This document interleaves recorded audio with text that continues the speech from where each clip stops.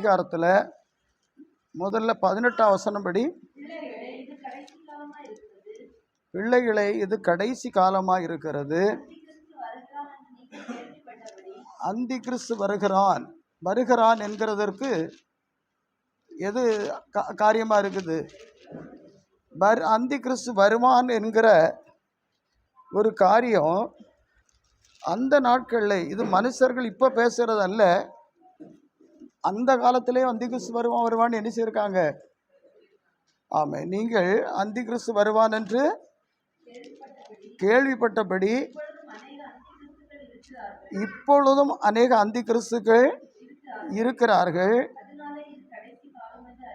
அதனால இது கடைசி காலம் என்று என்ன செய்கிறோம்?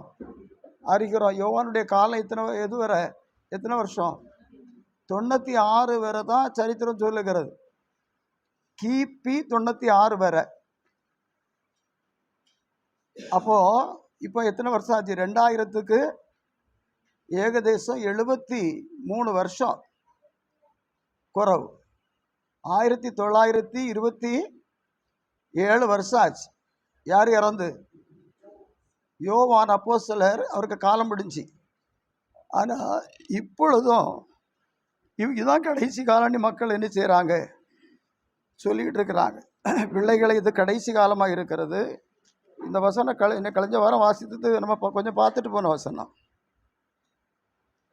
அந்தி கிறிஸ்து வருகிறான் என்று நீங்கள் கேள்விப்பட்டபடி இப்பொழுதும் அநேக அந்தி கிறிஸ்துகள் இருக்கிறார்கள். அதனாலே இது என்ன காலம்? கடைசி காலம் என்று என்ன செய்கிறோம்? அறிகிறோம். இல்லையா? அதில் சேர்ந்த வசனங்களாக யோவான் 2ஆம் அதிகாரத்தில் தொடர்ந்து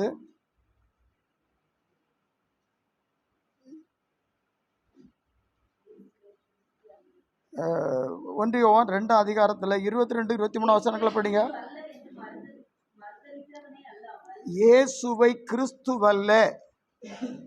பாருங்க, இப்போ அந்தி கிறிஸ்து அல்ல, எதிர் கிறிஸ்து என்று தான் தமிழில் என்ன செய்யணும்? எழுதியிருக்கணும். எதிர் கிறிஸ்து, ஆன்டி கிரைஸ்ட், கிறிஸ்துவுக்கு எதிரானவர்கள், ஆன்டி கிரைஸ்ட். ஆனால் அது என்னமோ அந்தி கிறிஸ்துன்னு சொல்லி எழுதப்பட்டு போச்சுது. அதனால அது அந்தி கிறிஸ்துங்கிற வார்த்தை மக்களுடைய இருதயங்களில் பதிஞ்சு சொல்லப்பட்டு வருகிறது. அது யாருன்னு சொன்னால், இயேசுவை கிறிஸ்துவல்ல என்று சொல்லுகிற ஒரு கூட்டம். இயேசுவை யூதர்கள் இயேசுவை யார் அல்ல என்று சொல்லிக் கொண்டே இருந்தார்கள். யூதர்களுக்கு இன்னைக்கும் பிரச்சனை யாருதான்? சொல்லுடா, நீ தான் சொல்லணும். யூதர்களுக்கு பிரச்சனை யாருதான்? இப்போ யாருதான்? இயேசு தான். இயேசு அவங்க எதிர்பார்த்த கிறிஸ்து வேற, மேசியா வேற. இங்க வந்து செத்து பரலோகத்தை எழும்பி போன மேசியா வேற. அவங்க இந்த இயேசுவை கிறிஸ்துன்னு சொல்லி விசுவாசிக்கல. இப்ப மரித்து உயிர் தெழுந்து போனார் அல்லவா இயேசு, அத கிறிஸ்து என்று விசுவாசிக்கல. அதனால்தான் எம்மாவூர் சீசர்களுக்கு அவர் வெளிப்பட்டு, என்னை பற்றி இருக்கிற வேத வாக்கியங்களை என்ன செய்யுங்க? ஆராய்ந்து பார்த்து கண்டுபிடிக்க தெரியாத மந்த இருதயம் உள்ளவர்களை, புத்தி உள்ளவர்கள் என்று இயேசுநாதர் திட்டினார். அவங்களுக்கு இன்னைக்கும் மேசியா வருவார், எங்களை ஆண்டு எங்களை அடிமைப்படுத்தி கொண்டிருக்கிற ரோமர்கள், கிரேக்கர்கள், ரோமர்கள், அதுக்கு கூட இருந்த இப்போ நம்ம சிரியா இப்படிப்பட்டவர்கள் இடத்துல இருந்து எங்களை என்ன செய்வாங்க? விடுவிப்பார் நினைச்சு எதிர்பார்த்துட்டு இருந்தாங்க. ஆனால் அவரை என்ன செய்து போட்டாங்க? சிலுவையில் அரைஞ்சி கொன்று போட்டாங்க. அதனால ரொம்ப சங்கடத்தோடு பேசிட்டு போனாங்க. அவங்க 2 பேரும் இயேசுநாதருடைய சீசர்கள் யார் தான்? கூட சேர்ந்தவங்க தான். இப்பவும் யூதர்களுக்குள்ள பிரச்சனை இதுதான். அங்கே இருக்க கிறிஸ்தவர்களை அவங்க ஒதுக்கி வச்சிருக்க காரணம் என்னதான்? நீங்கள் மேசியாவை தெரியாமல் தச்சனுடைய மகனை, மரியாளுக்கு மகனை, இன்னாருக்கெல்லாம் கூட பிறந்த மனுஷனை நீங்கள் என்ன செய்ட்டீங்க? கிறிஸ்துன்னு சொல்லி ஏமாந்துட்டீங்க. அப்படித்தான் நீங்க கிறிஸ்தவர்களாக இருக்கிறீங்க அப்படின்னு தான் இன்னைக்கும் கிறிஸ்தவர்கள் நமக்கு யாரா இருக்காங்க, ஒதுக்கி வச்சிருக்கிறாங்க. மேசியா வருவார், மேசியா வருவார், எங்களை என்ன செய்வார், ஆமை பழையபடி தாவீது சிங்காசனத்தை எங்களுக்கு தந்து ஆமை எல்லாரையும் ஆளுகை செய்கிற ஒரு அதிகாரத்தை எங்களுக்கு என்ன செய்வார், தருவார்னு நினைச்சிட்டு இயேசு அவனை என்ன செய்யல, ஏற்றுக்கிடல. நமக்கு யார் அந்தி கிறிஸ்துன்னு எழுதப்பட்டிருக்கிறது? இயேசுவை கிறிஸ்துவல்ல என்று மறுதலிக்கிறவனே அல்லாமல் யார் பொய்யன், பிதாவை குமாரனை மறுதலிக்கிறவனே அந்தி கிறிஸ்து. 2 யோவான் 7ஆம் வசனத்துல மாமிசத்தில் வந்த இயேசு கிறிஸ்துவை அவனு என்ன நினைக்கானா, அபிஷேகம் பெற்ற ஒருவர் இப்படி மாமிசத்தில் வந்து வெளிப்பட மாட்டார், அவர் அப்படிப்பட்ட ஒரு பிரத்யேகமான பிறப்பாக இருப்பார், அதை நமக்கெல்லாம் அறிய செய்வார். அதனால மாமிசத்தில் வந்த இயேசு கிறிஸ்துவை அறிக்கை பண்ணாத ஆமேன் அநேக வஞ்சர் உலகத்தில் என்ன செய்யிருக்கிறாங்க. ஆமாம், இயேசுநாதரை சிலுவையில் அறைகிற காரணமே அவர் தன்னை யாருன்னு சொன்னார், எங்களுக்கு ஒரு நியாயப்பிரமாணம் உண்டு, அதன்படி இவன் தன்னை யாருன்னு சொன்னான், தேவனுடைய குமாரன் என்று சொன்னான். அந்த நியாயப்பிரமாணத்தின்படி எங்களுக்கு வேதத்தில் சொல்லப்பட்டிருக்கிற தேவனுடைய குமாரன் இவன் அல்ல. அதனால தான் நாங்கள் இவனை என்ன செய்கிறோம், தன்னை தேவனுடைய குமாரனாகி அபிஷேகம் பெற்ற அவர்னு சொல்லி தீர்க்க தரிசி இவன் தன்னை என்ன செய்தான், தேவ தூஷணம் சொல்லி போட்டான். அதனால தேவ தூஷணம் சொல்றவனை என்ன செய்யணும், அவன் மரத்தில் தூக்கணும், சாபம் அவனுக்கு சாபத்தினுடைய பலனை கொடுக்கணும், இல்லைன்னா கல்லெறிஞ்சவனை என்ன செய்யணும், கொல்லணும். அதனால தான் நாங்கள் அவனை கொல்லுறதுக்கு நாங்கள் வைராக்கியம் கொண்டு இருக்கணும்னு சொன்னாங்க. இங்கே சொல்லப்பட்டிருக்கிறது, மாமிசத்தில் வந்த இயேசு கிறிஸ்துவை அறிக்கை பண்ணாத அநேக வஞ்சகர் உலகத்தில் தோன்றி இருக்கிறார்கள். அந்தி கிறிஸ்துன்னு அவங்க சொன்னது முன்னாலே சொல்லிட்டாங்க. அந்தி கிறிஸ்துன்னு சொன்னதை அவங்க வந்து அந்தி கிறிஸ்துவனுடைய அந்த முழு தன்மையும் ஒரு கற்பனையில் பண்ணி முந்தையே சொல்லிட்டாங்க. யாருன்னா இப்போ இந்த தானியேல் 8ஆம் அதிகாரத்தில் ஒருத்தன் எழுதியிருக்கோம் இல்லையா, யார, அந்தியோகஸ் எபிபானஸ்.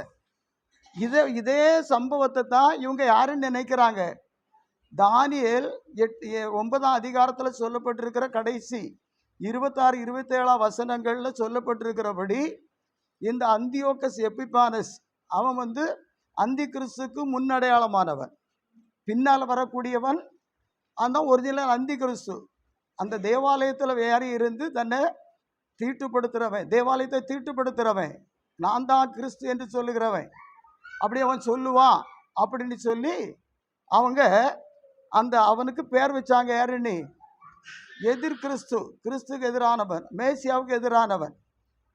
ஆனால் வேதத்தில் அடையாளமாக சொல்லப்பட்டிருக்கிற 3 பேரை நமக்கு தெரியும், நமக்கு நல்ல மனப்பாடமாக தெரியும். யாரெல்லாம்? வெளிப்படுத்தின விசேஷம் 12ஆம் அதிகாரத்தில் சிவப்பு நிறமுள்ள மிருகம், வானத்தில் ஒரு அடையாளம் காணப்பட்டது, இந்த வலு சர்ப்பம். ஆமே. 2வது சமுத்திரத்தில் 13ஆம் அதிகாரம் 1 சொல்லப்பட்டிருக்கிற சமுத்திரத்திலிருந்து எழும்பி வருகிற மிருகம். 3வது 13ஆம் அதிகாரம் 11ஆம் வசனத்தில் சொல்லப்பட்டிருக்கிற பூமியிலிருந்து எழும்பி வருகிற கள்ள தீர்க்கதரிசி. இந்த மூன்றிலேயும் இங்க சொல்லப்படுகிற அந்தி கிறிஸ்துக்கு இடமிராது. இந்த 3 தான் கிறிஸ்துவ தேவனுடைய சத்தியத்துக்கும் அவருடைய பரிசுத்த சபைக்கு எதிரானதாக வேதம் என்ன செய்கிறது, சொல்லுகிறது. ஆனால் ஒரு வழக்க சொல்லாக்கி போட்டாங்க அந்தி கிறிஸ்து அப்படிங்கிறத. ஆனால் ஆங்கிலத்தில் அதனுடைய மொழிபெயர்ப்பு ஆண்டினால என்ன அர்த்தம் தான், எதிர் கிறிஸ்து அப்படிங்கிறது தான் அந்தி கிறிஸ்துக்கு விளக்கம். ஆனால் இப்போ நிறைய உலகம் முழுவதும் அவ்வளோ பேருக்கு இருதயத்திலையும் ஒரு வைராக்கியமான ஒரு தங்களுக்குள்ளால திணித்து கொண்டிருக்கிறாங்க. 7 வருஷம் கடைசியில் முடிய காலத்தில் 7 வருஷத்தில் 3.5 வருஷம் அந்தி கிறிஸ்து தோன்றி தேவாலயத்தை கட்டுவான். அந்தி கிறிஸ்து தோன்றி தேவாலயத்தை கட்டுவாங்கிறத ரோமன் கத்தோலிக்கன்ல இருந்து ஆவிக்குரிய இப்போ நாங்கள் தான் மணவாட்டி சபைன்னு சொல்லக்கூடிய நாங்கள் தான் தேவனால் தெரிந்து கொள்ளப்பட்ட 1,44,000 பேருன்னு சொல்லக்கூடிய அந்த பெந்தேகோஸ்து மார்க்கமானாலும் சரி, எவன் ஆனாலும் சரி, அந்தி கிறிஸ்துன்னு சொல்லுகிறத ஒரு வழக்க சொல்லாக்கி இந்த மிருகம், அந்த வலுசற்பம், அதுக்குரிய விளக்கத்தையும் சொல்லாம தங்களுக்குள்ள ஏற்றுக்கொள்ளாம பிரசங்கியாம, ரோமன் கத்தோலிக்க மார்க்கம் அந்த சமுத்திரத்திலிருந்து எழுப்பி வருகிற மிருகத்தையோ போதியாம ஏற்றுக்கொள்ளாம, பூமிக்குள்ளிருந்து புறப்பட்டு வருகிற கள்ள தீர்க்க தரிசன மார்க்கத்தையும் சொல்லாம ஏற்றுக்கொள்ளாம பொதுவாக என்ன சொல்லிட்டே இருக்கிறாங்க, அந்தி கிறிஸ்து வருவான் என்று சொல்லுகிறாங்க. அதனால நாம இந்த பாடத்தை ஒரு ஒரு பிடியிலிருந்து பிடிப்பத்திலிருந்து பார்த்துட்டு போகணும். இப்போ நீங்கள் எந்த ஒரு ஊழியக்காரங்கிட்ட கேட்டாலும் அந்தி கிறிஸ்துவ காலம் 7 வருஷம். அந்த 7 வருஷத்துல 3 வருஷம் என்ன செய்வான்? ஆமென். தேவாலயத்தை கட்டி அந்த ஜனங்களுக்கெல்லாம் நன்மைகளை செய்வான். அதன் பிறகு என்ன செய்வான்? 3 வருஷம் அவன் ஆதிக்கம் செலுத்தி ஜனங்களுக்கு எதிராக மாறி, கிறிஸ்தவத்துக்கு விரோதமாக மாறி, தேவனுக்கு சத்தியத்துக்கு விரோதமாக மாறி ஜனங்களை அழிப்பான். அப்படிங்கிற தாட்ஸு தான் அவ்வளவு பேர்கிட்டே இருக்குது. இப்போ நாம் பேசுகிற இந்த விஷயத்த நீங்கள் யார்கிட்ட போனாலும் நீங்கள் சொல்கிறத, நான் சொல்கிறத அவங்க அதிகமாக நீங்கள் என்ன போல சொல்ல தெரியலைன்னா நீங்கள் தோற்று போவீங்க. ஆனால் உங்களுக்கு நான் எல்லா வகையிலையும் என்ன செய்யிருக்கிறேன், சொல்லியிருக்கிறேன். எந்த காரணத்தை கொண்டும் அந்தி கிறிஸ்து யார் கிடையாது. இனி 7 வருஷம் வந்திருந்து தேவாலயத்தை கட்டி அந்த இடத்துல தேவாலயம் கட்ட போகிறதும் இல்லை. உடன்படிக்கை பெட்டி எங்கே போச்சுன்னு தெரியல. ஒரு வெள்ளைக்காரன் உடன்படிக்கை பெட்டியை கண்டுபிடிக்க போகிறேன்னு சொல்லி அமெரிக்காவில் இருந்து இஸ்ரேல் நாட்டில் ஏகப்பட்ட பணத்தை டெபாசிட் பண்ணிட்டு இங்கே வந்து ஒரு 32 வருஷங்களுக்கு முன்பாக, அந்த கணக்கில் இருந்து 32க்கு முன்னால் நான் படித்தது, ஏகദേശம் ஒரு 50-60 வருஷங்களுக்கு முன்னால் ஒரு மனுஷன் அமெரிக்காவிலேருந்து வந்து அந்த சிலுவை நாட்டியிருந்த இடத்த கண்டுபிடிச்சி அந்த இடத்தெல்லாம் தோண்டி அகழ்வாராய்ச்சி செய்து அவன் பார்க்கும்போது ஒரு அந்த பாறையை சுத்தமாகி பார்க்கும்போது சிலுவை மரம் நாட்டியிருந்த இடத்துல நேர் கீழே ஒரு பெரிய வெடிப்பு பாறையில் இருந்துதான். அந்த வெடிப்பை அது எங்கே போகிறது, எப்படி போகிறது என்று சொல்லி கண்டுபிடித்தால் அந்த பாறைக்கு உள்ள அது எங்கே போய் அட்டம் சேருதோ அங்கே உடன்படிக்கை பெட்டி இருக்குது அப்படின்னு அவன் ஆராய்ச்சி செய்து கண்டுபிடித்ததாக. இயேசு கிறிஸ்துவின் விழாவில் இருந்து கடைசியாக விழுந்த ஒரு சொட்டு இரத்தமும் நீரும் அந்த இடத்துல விழுந்து தான் அந்த பாறை என்ன செய்யுது, வெடிச்சு போயிருக்குன்னு சொல்லி ஒரு மேகசின் எழுதியிருந்தான், ஒரு ஆர்டிக்கிள் எழுதி போட்டிருந்தான். ஒரு 30 வருஷங்களுக்கு முன்னால் அதை படிச்சிருக்கிறேன். புரியுதா அவங்களுக்கு? அந்த உடன்படிக்கை பெட்டி எடுத்துட்டா என்ன செய்திடலாம், தேவாலயத்தை கட்டி அதில் வச்சிடலாம். இனி ஒரு உடன்படிக்கை பெட்டி செய்து திருத்துவத்தை அங்கே வைக்க முடியாது. திருத்துவத்தினுடைய எல்லாம் முடிஞ்சு சகரியாவின் புஸ்தகம் 13ஆம் அதிகாரத்தில் கடைசியில் அவர் எத்தனை கர்த்தர் இருப்பார்னு எழுதப்பட்டிருக்கு. ஆமேன். சகரியாவின் புஸ்தகம் 13ஆம் அதிகாரத்தில் வசனம் சொல்லிப்படி 14:9 படி, அப்பொழுது கர்த்தர் பூமியின் மீதெங்கும் ராஜாவாய் இருப்பார், ஒரே கர்த்தர் இருப்பார், ஒன்றாயிருக்கும். இல்லையா சொல்லுங்க. ஆனால் இவங்க எல்லாரும் என்ன சொல்லிட்டு இருக்காங்க, அந்த உடன்படிக்கை பெட்டியினுடைய பெட்டிக்குள்ளால என்னெல்லாம் இருக்குது, 10 கற்பனை எழுத்து இருக்குது. ஆமென். இஸ்ரவேல் ஜனங்களுக்கு கொடுத்த மன்னா இருக்குது, ஆரோனுடைய துளிர்த்த கோல் இருக்கிறது. இந்த 3ம் திருத்துவத்துக்கு அடையாளமானது. திருத்துவத்தை பிரித்து தேவாலயத்தை திரும்ப கட்டுவதற்கு ஒன்றான மெய் தேவனாகி உம்மையும் நீர் அனுப்பிற கிறிஸ்துவை அறிவதே நித்திய ஜீவன் என்று யோவான் 17ஆம் அதிகாரம் 3ஆம் வசனத்தில் யோவான் அப்போஸ்தலன் எழுதியிருக்கிற வார்த்தையெல்லாம் பொய்யாகி போகும். புரியுதா அவங்களுக்கு?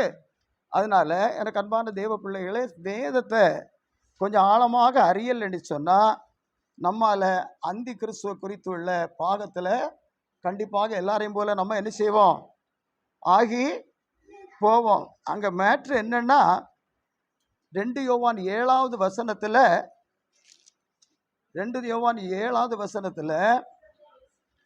மாமிசத்தில் வந்த இயேசு கிறிஸ்துவை அறிக்கை பண்ணாத அநேக வஞ்சகர்கள் உலகத்திலே தோன்றி இருக்கிறார்கள். இப்படிப்பட்டவனே வஞ்சகனும் அந்தி கிறிஸ்துவுமாய் இருக்கிறான். ஆமென். நம்ம 2ஆம் அதிகாரத்தில் பிதாவையும் குமாரனையும் கொண்டு வராதவனே அந்தி கிறிஸ்து என்று படித்தோம். அதில் 23ஆம் வசனம் படி, குமாரனை மறுதலிக்கிறவன் பிதாவை உடையவன் அல்ல, குமாரனை அறிக்கையிடுகிறவன் பிதாவையும் உடையவனாக இருக்கிறான். குமாரனை அறிக்கை பண்ணினாதான், இப்போ யெகோவா மாத்திரம்தான் எல்லாவற்றிலும் யெகோவா. இப்போ இயேசு அதை யெகோவான்னு சொல்லணும், கிறிஸ்து அவரை யெகோவான்னு சொல்லணும், மேசியா யெகோவான்னு சொல்லணும், பரிசுத்தாவி யெகோவான்னு சொல்லணும்னு சொல்லி ஒரு கூட்டம் இருக்குது. அவங்க எல்லாம் தெரிஞ்சு வச்சிருப்பாங்க. எல்லாவற்றையும் யாரில் தான் கொண்டு முடிப்பாங்க? யெகோவானே முடிக்கணும் அப்படின்னு சொல்லுவாங்க. அப்படி அங்கே வேதத்தில் சொல்றதுக்கு இடமே இல்லை. இப்போ மனுஷர்களுக்குள்ளால அவர்கள் தெய்வத்தை அறிகிறதற்கு ஒரு தெய்வம் தன்னை இன்னாரென்று யெகோவா அப்படின்னு சொன்னார். நான் சர்வ வல்லமையுள்ள தேவனாக இருக்கிறேன், ஆபிரகாமுக்கும் ஈசாக்குக்கும் யாக்கோபுக்கும் நான் யாராக இருந்தேன்? தெய்வமாக இருந்தேன். அதனால நான் உங்களுக்கு என்ன அறிவிக்க, நீங்கள் என்ன கண்டு ஒருத்தரை என்ன செய்ய முடியாது. ஆமேன். இந்த நியாயாதிபதிகளின் புஸ்தகத்தில் ஆமேன் ஒரு ஸ்திரீ என்னிடத்துல ஒரு ஒரு தூதனானவர் என்ன செய்தார்? பேசினார். இவன் யாரை கண்டேன்னு சொன்னா புருஷன்கிட்ட போய், நான் யாரை கண்டேன்னு சொன்னா?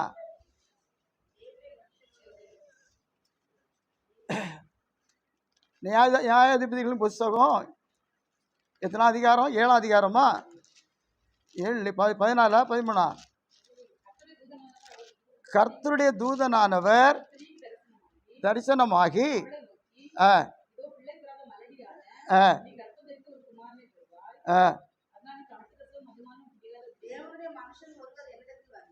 அவ சொன்னா, தேவனுடைய மனுஷர் ஒருவர் என்னிடத்தில் வந்தார்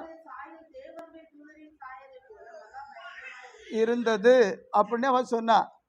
ஆனா அவர் மோசையை அழைத்து மோசையினிடத்துல இஸ்ரவேல் ஜனங்களை கானான் தேசத்துக்கு அழைத்து கொண்டு போகிற அந்த பணியை, அந்த வேலையை கொடுக்கும்போது, நான் என் ஸ்தானாதிபதியாக ஒரு தூதனை உங்க கூட என்ன செய்வேன்? அனுப்புவேன். அவர் சொல்றதுக்கு நீங்க கீழ்ப்படியணும். அவர் அவருக்கு கீழ்ப்படியலைன்னா உங்களை என்ன செய்ய மாட்டார்? பொறுக்க மாட்டார், கோபப்படுவார். அதனால அவருக்கு நீங்க என்ன செய்யணும்? கீழ்ப்படியணும்னு சொன்னார். அவர் தான் கண்மலையில நான் நிற்பேன், நீ கண்மலையை அடி, அதிலிருந்து உங்களுக்கு என்ன வரும்? தண்ணீர் வரும் என்று சொன்னதாக 1 கொரிந்தியர் 10ஆம் அதிகாரத்தில் பவுல் எழுதுகிறார். அந்த கண்மலை யாரு? கண்மலை அடிங்க. அந்த கண்மலை கிறிஸ்துவே என்று அங்கே என்ன செய்யப்பட்டிருக்கிறது? எழுதப்பட்டிருக்கிறது. இந்த ஃபேனை ஒன்று போடுப்பா, இந்த ஃபேனை போடுங்க. அந்த கண்மலை கிறிஸ்துவ. அப்போ அன்னைக்கு இந்த அந்த தேவாதி தேவன் இல்லைன்னா கர்த்தர் இல்லைன்னா யெகோவா தேவன் அவங்க கூட அனுப்புனது யாரை தான்? கிறிஸ்துவை தான் அவங்க கூட என்ன செய்திருக்கிறார்? அனுப்பியிருக்கிறார். ஆபிரகாமுக்கு வாக்குத்தத்தம் பண்ணதை நிறைவேற்ற ஆதியாகமத்தின் புஸ்தகம் 17ஆம் அதிகாரத்தில் அவனுக்கு வாக்குத்தத்தம் பண்ணின அந்த சந்ததியை கொடுப்பதற்காக கர்த்தர் அவனிடத்தில் கடந்து வரும்போது எத்தனை பேராக வந்ததாக எழுதப்பட்டிருக்கிறது? திருத்துவமாக வந்தார் என்று எழுதப்பட்டிருக்கிறது.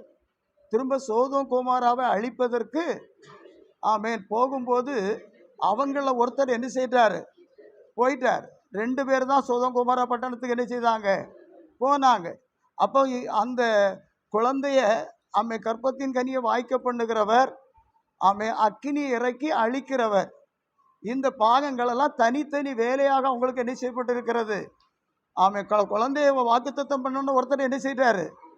போயிட்டார். திரும்ப சோதோம் கோமாரா அழிக்கிறதற்கு எத்தனை பேர் போனாங்க? 2 பேர் போனாங்க. அப்போ அந்த வாக்குகிற, அழிக்கிற, காப்பாற்றுகிற அந்த வல்லமைகள்ல அவங்களுக்குள்ளால வித்தியாசம் இருப்பது நமக்கு அங்கே என்ன செய்யப்பட்டிருக்கு? சொல்லப்பட்டிருக்கிறது. இப்போ இஸ்ரவேல் ஜனங்கள் அறியணும்னு சொன்னால் தங்களோடு கூட போன கண்மலையாகிய கிறிஸ்துவை தான் அவங்க அறியணும். இப்போ ஆபிரகாம் அறியணும்னு சொன்னால் தனக்கு பிள்ளை கொடுத்த அந்த அந்த தூதனை தான் அறியணும். அந்த ஆபிரகாமுக்கு சகோதரமான பேர் என்னது? லோத்து அறியணும்னா யார் அறியணும்? அக்கினினால் அழிக்கிற தெய்வத்தை தான் அறியணும். இப்படி ஒவ்வொருவரும் தங்களுக்கு தேவன் எப்படி வெளிப்பட்டாரோ அப்படித்தான் அவரை அறிந்து வைத்திருந்தாங்க. அதனால அந்த பிதாவையும் குமாரனையும் கொண்டு வரலன்னு சொன்னால் அவன் அந்தி கிறிஸ்து, கிறிஸ்துக்கு எதிரானவன்.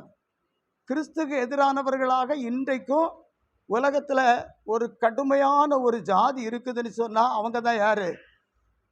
இஸ்ரவேல் ஜனங்கள். அவங்க கிறிஸ்துவை இன்னும் என்ன செய்யலை?